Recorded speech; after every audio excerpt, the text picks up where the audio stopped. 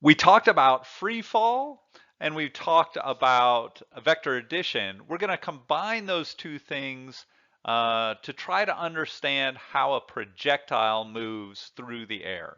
So whether we're talking about a bullet or a baseball or a potato, anything that is floating in open air can be described as following the rules of projectile motion. So we'll start with just the idea of our definitions of velocity and acceleration. If you remember, this is how we described uh, instantaneous velocity here. That is the change in x, how far we're moving in the x direction over the change in time as this change in time gets really small. Okay.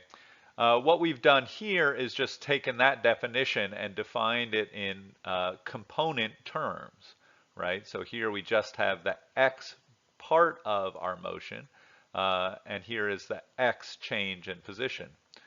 Similarly, when we look at acceleration, we can look at the change in velocity in the x direction over the change in time.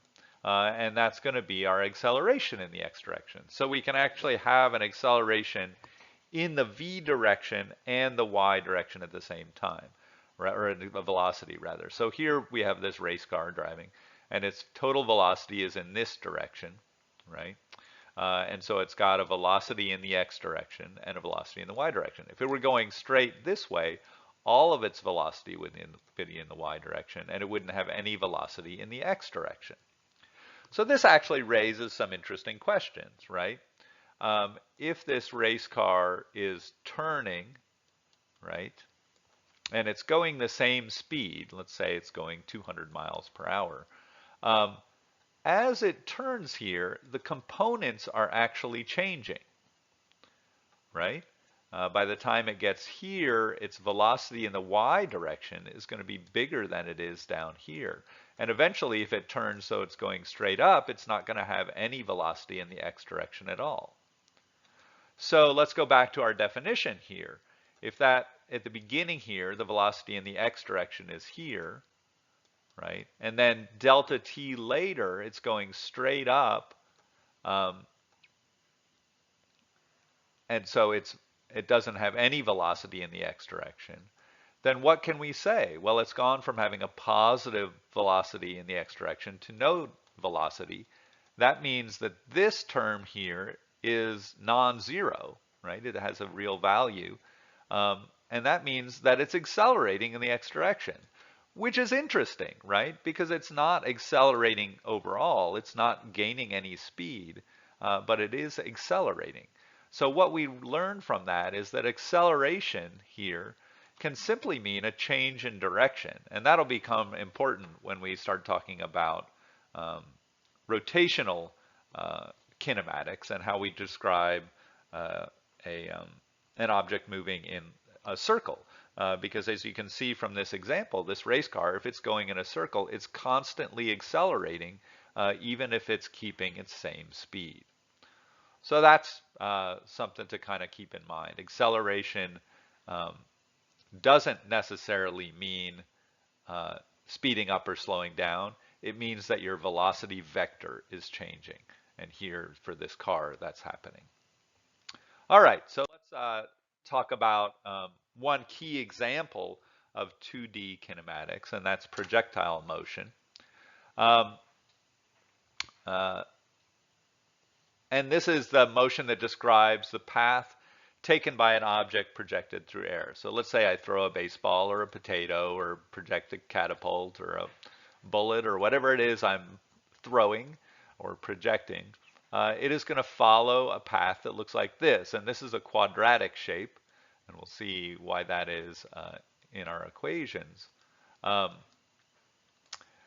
But you can see at any given point here that it has components in the x and y direction, right? So initially, it doesn't have has a small component in the x direction and a larger one in the y direction.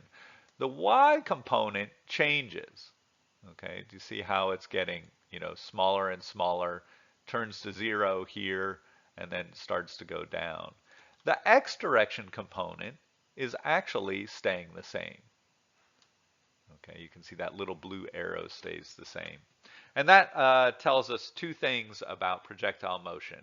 And that is that we can think of this as two problems, one in the x direction, in which we have a constant velocity in the x direction. Okay, it continues to move in that direction with no change in velocity. And the acceleration in the y direction is basically free fall.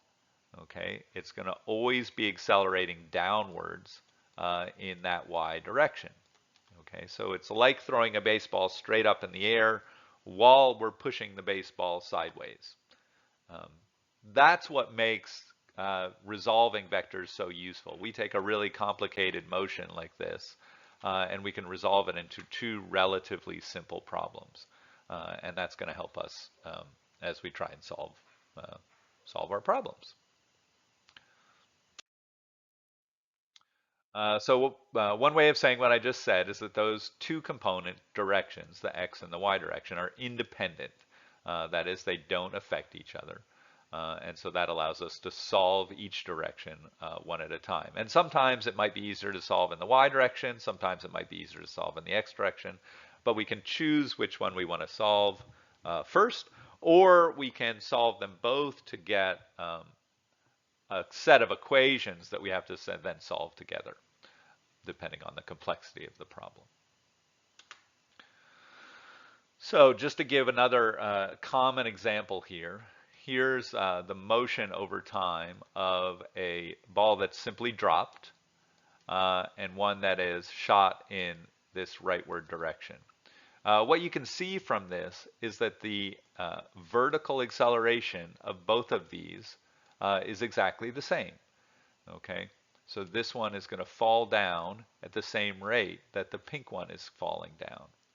So the fact that we shoot the blue ball in the rightward direction does not change its vertical direction at all. Its vertical direction, on the other hand, is constant. We see the same size velocity vectors here, while the velocity vectors in the y direction are increasing through time.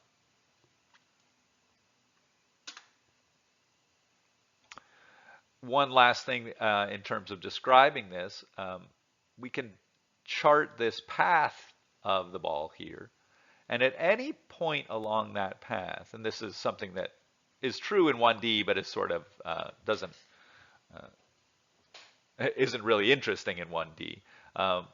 But as we chart this path here, the velocity is always going to be tangent to the curve.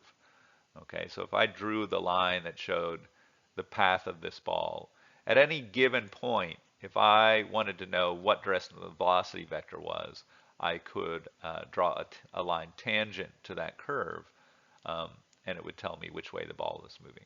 So here at the top, there's no velocity vector in the y direction, right? Because it's like the baseball that's thrown and stops momentarily at the peak. And so its velocity vector is tangent to that curve, which is to say it's flat, completely horizontal. One other point that can be useful to us when we solve these problems is that this quadratic shape is symmetrical. Okay, so we know that the Vx vector is going to be the same at all points, but the Vy vector at opposite points on the curve is opposite and equal. Okay, so this vector is the same magnitude as this Vy vector here. That's really crucial at this point, right? Because if we're given the initial velocity here, we know what the velocity is going to be when that object crosses that horizontal plane on the way down. So if I throw this rock off a cliff and I want to know what its velocity is as it passes me, it's going to be the same velocity both in the y direction and total as it was when I first threw it.